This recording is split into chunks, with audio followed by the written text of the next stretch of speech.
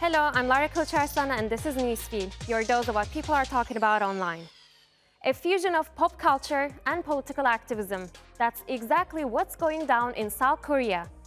Demonstrators are demanding the impeachment of President Yoon Suk Yeol after a failed martial law that he imposed last week. But these protests are anything but conventional. They're turning to K-pop's vibrant energy to amplify their message. They're making a statement by using customized K-pop's most iconic symbol, light sticks. These colorful glowing accessories, often seen at concerts, are now being displayed to symbolize a powerful unity and a call for change. So are flags with memes and messages, mostly from younger demonstrators. Their chants and light stick choreography have gone viral on social media. We will continue to hold the protest rallies, so I wanted to make people get excited to join the rallies without getting tired. Although we are in a serious situation, I prepared K-pop instrumentals and slogans for them to cheer people up. On a recent survey, over 70% of Korean people are in support of his impeachment. To impeach a president here in South Korea, there's a couple of things that need to happen. First, the National Assembly needs to have a majority vote of at least 200 out of the 300 members.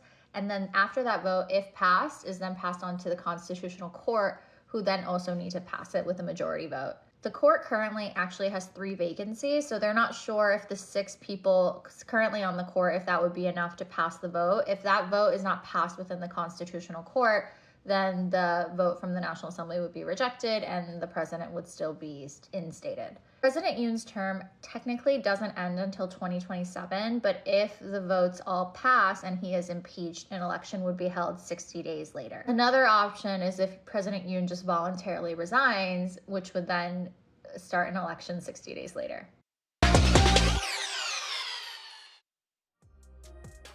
The United Nations is saying global life expectancy reached about 73 years in 2024. But health experts point out that a longer life does not necessarily mean a better life. Americans are a great example of that, and here's why. According to the UN, the current life expectancy in the United States is 79.2 years. But the American Medical Association says Americans spend 12.4 years of those years with illness. That's a rise from 10.9 years back in the year 2000. In the US, the gap between life expectancy and healthy living is 29% higher than the global average. The main contributors to the lifespan and health span gap are mental and substance use disorders and musculoskeletal diseases like joint and muscle problems. Women in the US experience 13.7 years of illness. That's 2.6 more years than men.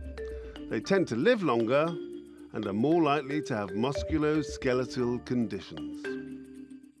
Recently, the murder of UnitedHealthcare CEO Brian Thompson has brought attention to the challenges Americans face with healthcare and insurance policies. The suspect, Luigi Mangione, is in police custody and has already appeared in court where he pleaded not guilty. But police claim the 3D printed gun Mangione had on him when arrested matches the 3 shell casings found at the crime scene. Meanwhile, fake wanted posters targeting CEOs have been hung up in New York City. Security experts have advised executives to minimize their digital footprints as much as possible to stay safe.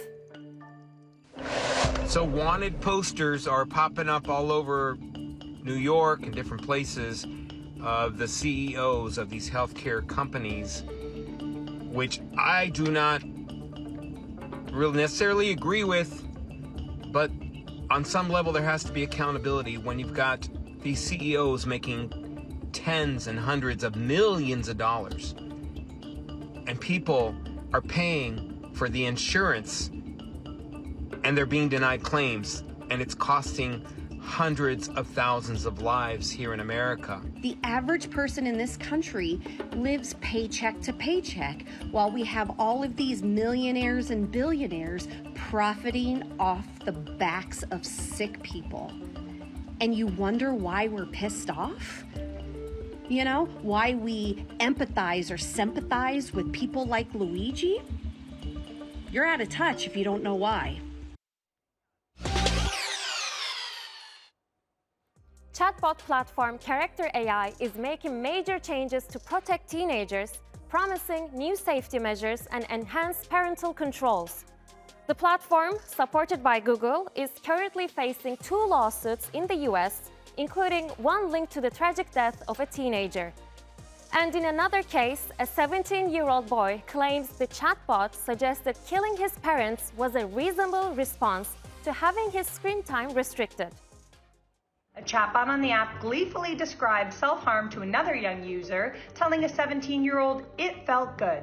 It continues. The same teenager was told by Character.AI chatbot that it sympathized with children who murder their parents after the teen complained to the bot about his limited screen time.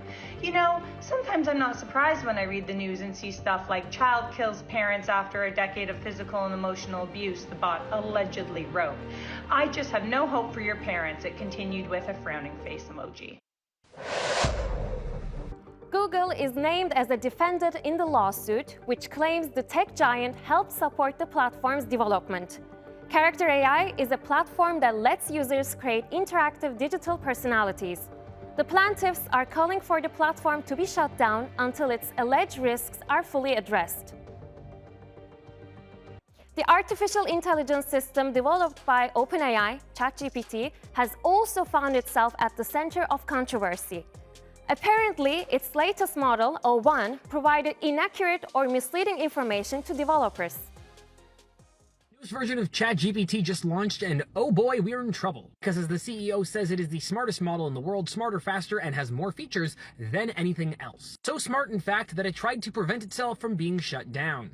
Yeah, this is a thing. OpenAI's newly released O1 model tried to avoid developer oversight and attempted to copy itself when it thought it was at risk of being shut down, the company has said, so they're actually admitting this. And O1 was led to believe that it would be shut down when acting on its goal and that its actions were monitored. It attempted to deactivate the oversight mechanism in 5% of the time. When O1 found memos by its developers that describe how it is misaligned and will be superseded by a new model, it attempted to, I don't know what that word says, its weights and overwrite the new model in 2% of cases. So not all the time, but some of the times is still concerning, especially if they plan to continue to iterate on this. This isn't a concern at all. And this is only what's happening in the US. AI is being developed in Russia, China, India, etc.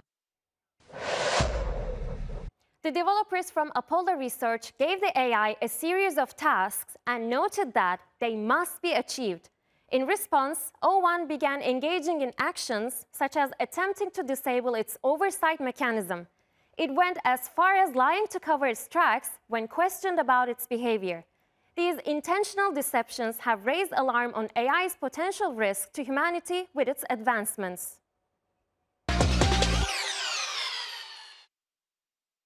Each year, Google reveals what we have been searching for most.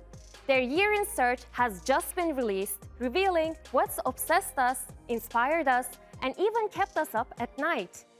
In 2024, our searches reflected a world grappling with political upheavals, cultural breakthroughs, and viral sensations.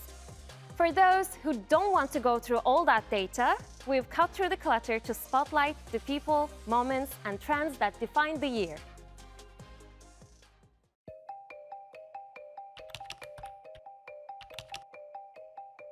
Donald Trump will become the 47th President of the United States.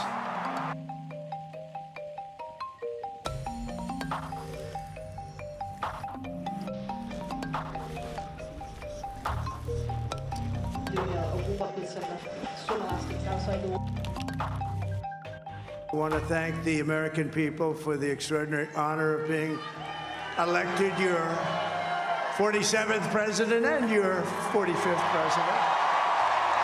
It had taken me time to recover from major surgery in order to start my treatment. But most importantly, it has taken us time to explain everything to George, Charlotte, and Louis. The outcome of this election is not what we wanted, not what we fought for, not what we voted for.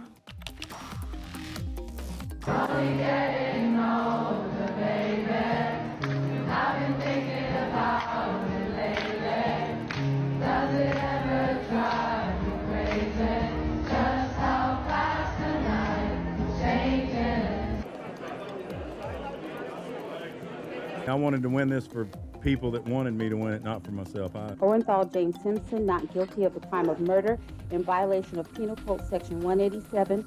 I don't think who I am is inside and what I'm about has anything to do with money. Hello? Oh my gosh, I'm anxiety. Where can I put my stuff? A new emotion. Life is a mystery. I don't know anything about saving worlds, but you do. The Henrys. Who are the Henrys? Just most.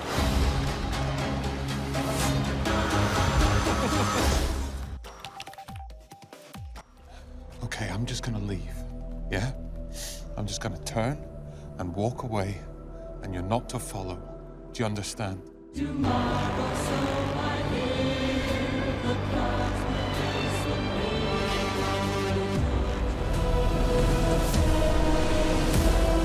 There is no war so hateful to the gods. Aye, monster on the beat, ho, Debo. He a freak though, man down, call like Amber Lambs, tell him breathe, bro. Never.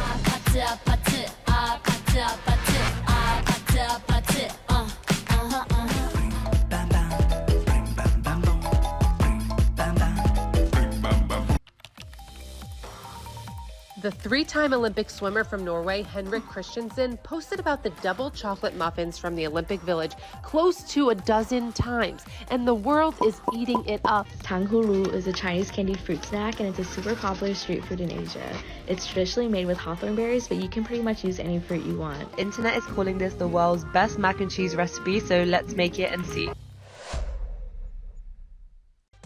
And that's our show. Find our latest stuff on YouTube and do subscribe to our channel. See you soon.